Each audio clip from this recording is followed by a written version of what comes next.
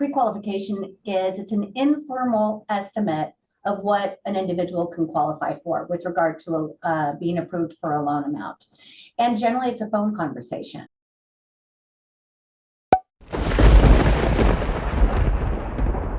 Welcome. It's Ashley with Keller Williams Real Estate, and you're coming to this video because you're probably thinking about getting pre-approved to buy a home. So today we're going to talk about what does it mean to be pre-approved. So I'm here with Lisa. She is a senior loan officer at Guild. Welcome, Lisa. Thank you so much. Pleasure to be here. Yeah, awesome. Well, maybe you could tell everybody a little bit about your experience, how long you've been doing mortgages and all that stuff. Sure.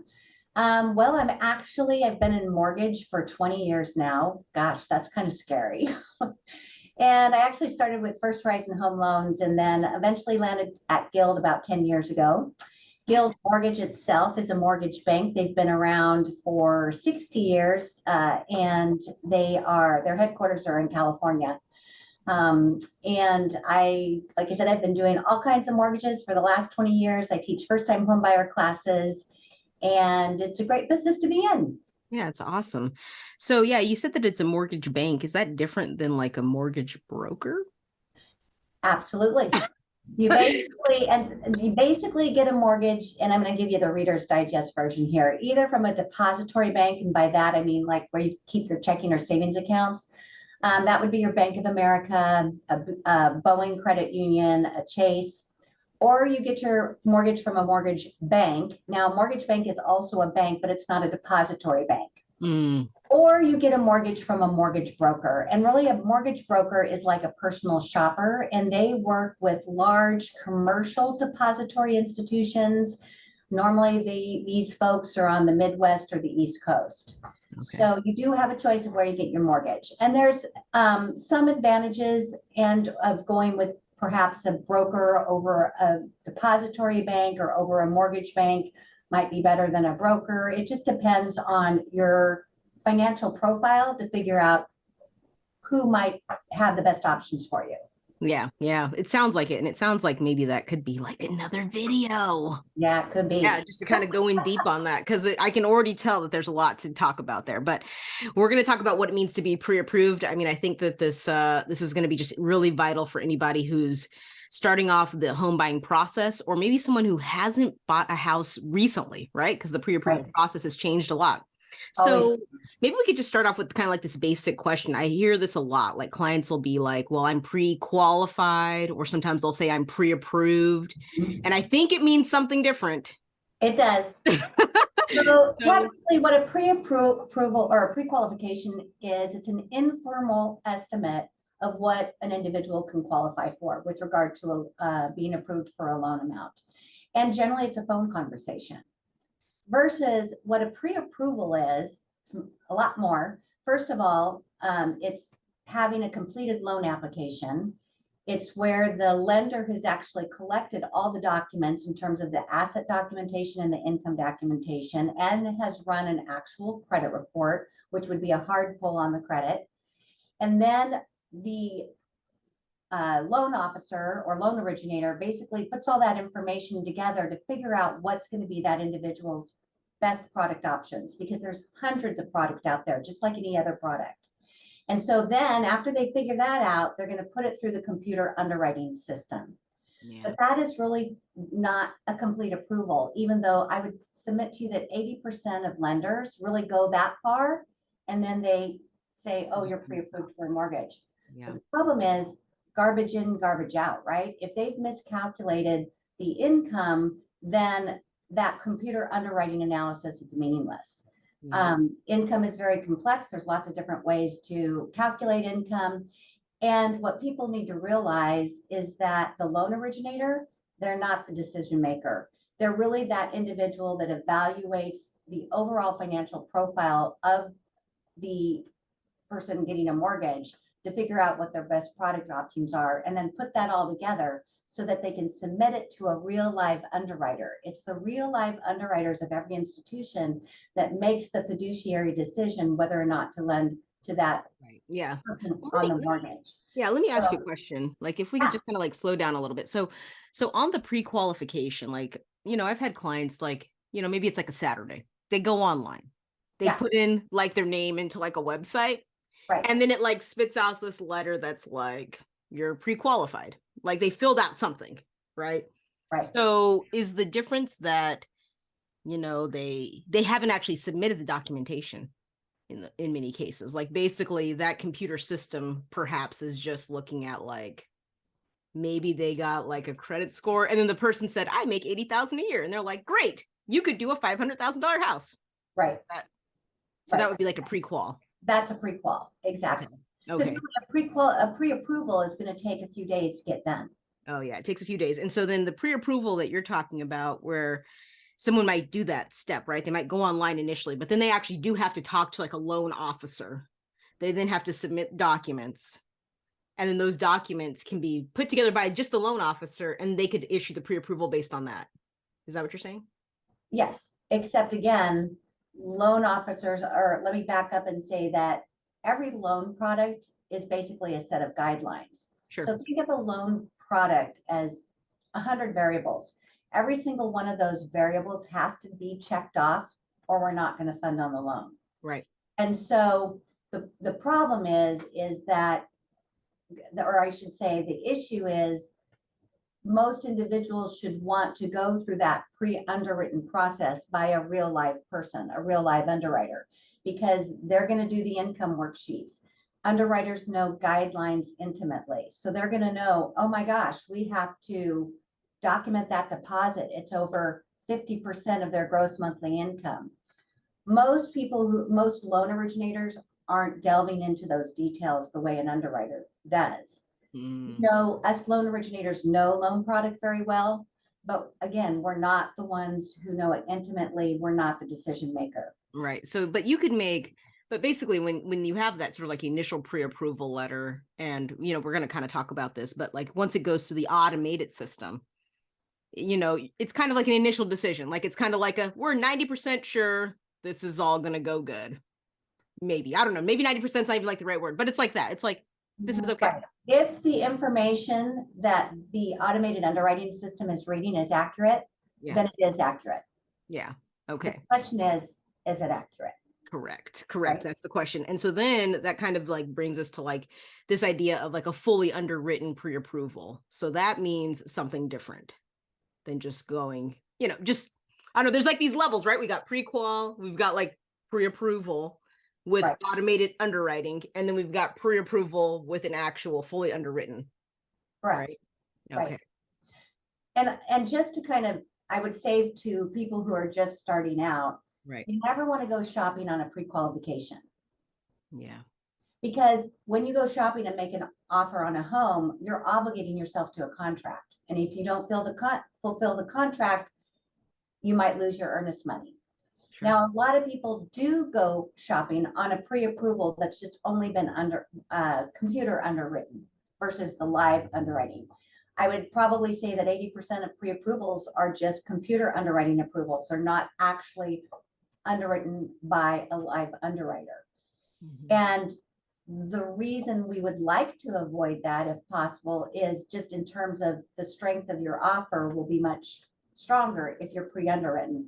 Listing agents have been burned way too often by getting a call at the 11th hour saying, oh, so sorry, we're not going to be able to close on this loan after all.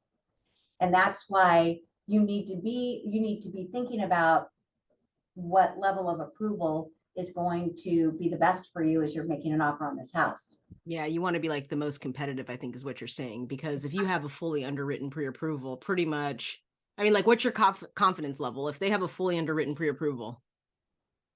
Then the only reason it's going to fall through is if something changes, like they lost their job. Sure, that could happen. And that can happen. Yep. So it's that type of circumstance which would keep it from moving forward. However, let me say one caveat to that.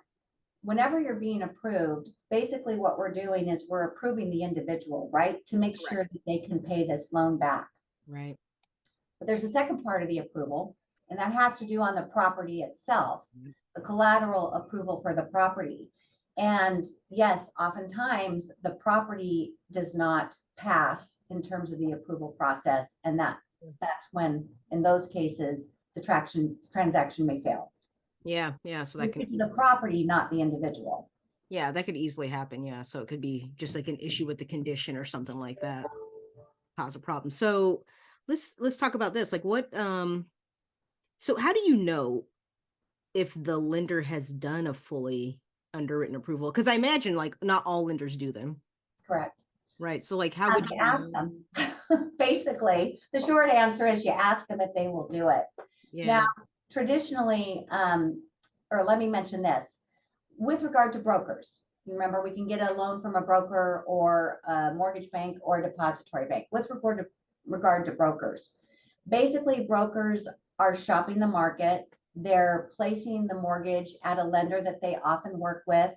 Maybe it's because that's a product special to that investor. Maybe it's a product, or maybe it's the lowest interest rate, or maybe it's the commercial bank that can get closing on time. Everybody else closes late. For whatever reason, that broker is placing that loan with that commercial financial institution, depository bank, I should say. Basically, they can't submit that loan until it's in a full package. So they really cannot do a pre-underwritten approval, because when they submit that loan, it has to have the sales contract, the appraisal, the title report, and all of the income asset docs, whatever else is required. Right. So If so you they have a can't actually complex financial situation, or you have concerns about, gosh, is this going to work or not due to whatever guidelines, then that's where you have to have a substantive discussion with the mortgage broker to say, hey, how confident are we of this approval? right.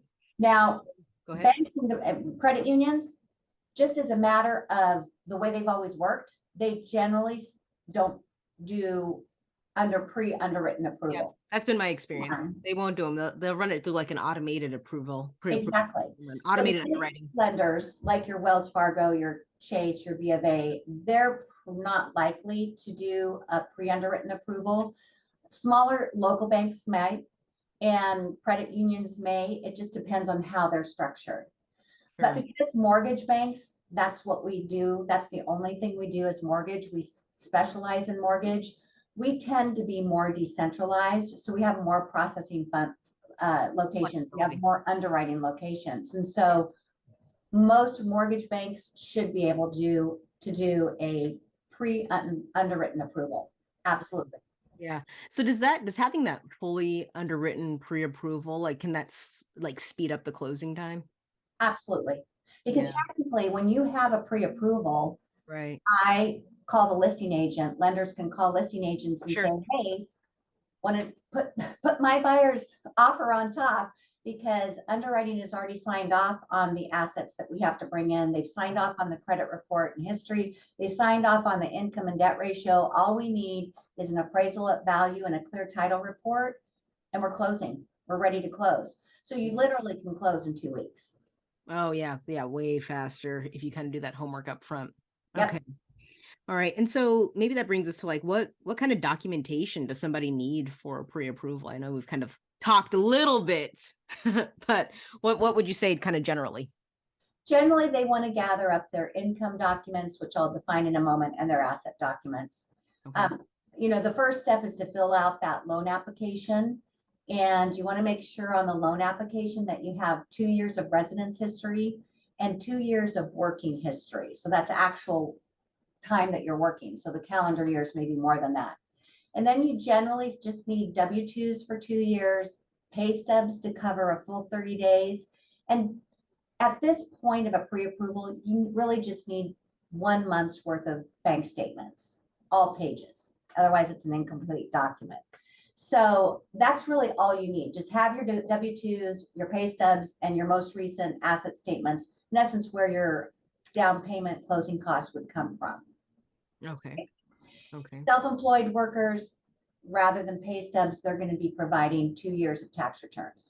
Yeah, so I need some extra. So, but for regular pre-approval, if you're W-2, you don't need your tax returns. No, not for most products. I will say yes, for some products you do. It depends on the product. For the bulk of products, and especially I'm focusing more on your first-time home buyers. for folks that might be buying higher value properties, going into jumbo product, then yes, you need basically your whole life story. So that would be including, even if you're just a W-2 employee, that's including tax returns, pay stubs, all of your assets, all that kind of stuff. Oh yeah. Oh yeah. It's a bit of a process. Okay. But we have kind of like the basic idea of what you would need. Okay. And then just for purposes of preparation, like what kind of like timeline, if someone wanted to get a fully underwritten pre-approval and they were fast getting the documents, like they had everything ready. Everything ready. That's really dependent on what season we're in. Let me state it that way. Because when we had, our refinance market, when we were inundated with loans coming from every direction, it would probably take 10 business days to get that pre-approval done. Okay. But right now we are not in a very busy, we're not in an exceptionally busy season. And so, and it's going to depend on a lender, but I would say you're going to be able to get it easily within 5 business days and probably sooner. But Okay. 5 So like, business days is good. that seems really reasonable, a full week. Yeah, I think that, just in my experience, I think sometimes people buy a house and they think that they can just get pre-approved like in an hour. So just, like I just want people to have like a realistic expectation, like, Right. so you might be able to issue like an initial pre-approval though much sooner. Yes, Right. absolutely. Yeah. Is it like a day, 2 days? Yeah, absolutely. I Yeah. mean, generally the way I work is once I have the application and the initial documentation, you review it. I like to have a loan consultation with my clients so we could go over details, talk about product options, different price points, so they really hone in on what they're comfortable with, Right. both in terms of payment, monthly payment, money they have to bring in and down payment and closing costs, and then where that means in terms of purchase price. Sure. And then again, submitting it to the underwriting process at that point is going to take just a couple days to get it out. Yeah. So then you send it out. Okay. Okay. I mean, I think that makes a lot of sense. And so once you've completed all of that, like, does the pre-approval last for, is it like a month, 2 It months? depends on the loan product, how long it lasts. And basically the deadline has to do with the documents expiring. So the general rule is that your pre-approval is going to likely be good for 90 to 120 days. Okay.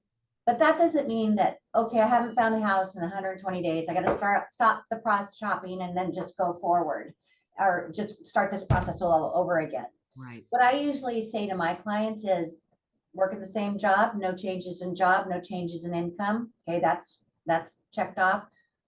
How about your assets? Are they the same, in your bank account in terms of what you're paying, or did you have a bill that came up you weren't expecting? That's checked off. And then anything credit wise, did you get any new debt? We don't want you to have any new debt, any more debt obligations. Yeah. And if all of those questions are everything's the same, then they just keep shopping. And then we'll update that paperwork when they actually go into contract. Yeah. Yeah. Yeah. Cause that's what you can do, right? Like if it expires, then they just update the pieces that need to be updated. If they don't have to start all the way over. Correct. Right. Yeah. So when people are kind of like in these like initial phases, should they go and get like fully underwritten pre-approvals from like 5 lenders and figure out the rates? I don't know, like what best recommendation would you have for like a strategy there? Well, generally, I think they should go through the pre-approval process. And Right. I don't know that they need to go through 5 or 6 different lenders. Basically all lenders, doesn't matter what lender you're with, whether you're Bank of America, Guild Mortgage, Fairway Mortgage, Rocket Mortgage, doesn't matter. We all get our money from the same source and we are all dealing with the same guidelines. So I always would suggest to people that it probably makes sense to do some due diligence, talk with 1 or 2 or 3 loan originators, see which one that you kind of click with. You can do in terms of rate shopping, your mortgage itself is a lot more than interest rate. And again, that could be a whole nother conversation we have. Sure. You're never shopping for the lowest rate because you never know what the lowest rate is until it's behind you. Yeah, You're shopping for a competitive rate. Yeah. And the mortgage itself, what's important to you? Well, yeah, rate's important because that affects how much you pay on a monthly basis. Right. You actually have no control of rate, neither does a lender. Rates change every single day. Now, today, we actually had a price change for the better, so rates got better. For the last 2 weeks, I basically had several price changes for the worse. Right. Generally, we just put rates out during once in the morning, but when the market's going crazy, we can have these rate changes. And again, consumers have no control over that. Yeah. And so because the rate's always changing, because we're all offering a competitive rate, and for some other reasons that we may or may not have to go in time to go into today, you really need to be calling around, or if you're calling around on rate, you should be hearing about the same rate. Oh, today it's 6.99. No, it's 6.875. It's 7%, 7.125, 6.99. And then you call somebody and they say 5.5. Well, that's the person you're not going to, because if you provided them what your needs were in terms of your credit score, how much you were putting down, what kind of loan, 30-year fixed loan, you're going to hear about that same rate from everybody. So it has to do with service. It has to do with product offerings, who's going to service your mortgage after you close, accessibility. Do you trust this person? Right. Are they knowledgeable? Do they have some good suggestions? Sure. The loan originator who says, hi, I'm Lisa. What are you doing? I'm purchasing a home. Okay, what kind of loan? I want a 30-year fixed loan. Okay, do you know what your credit score is? Yeah. Do you know how much you're putting down for down payment? Yeah. Okay, this is your rate. Well, that's the person you're not going to get a mortgage from. It's much more complex than that.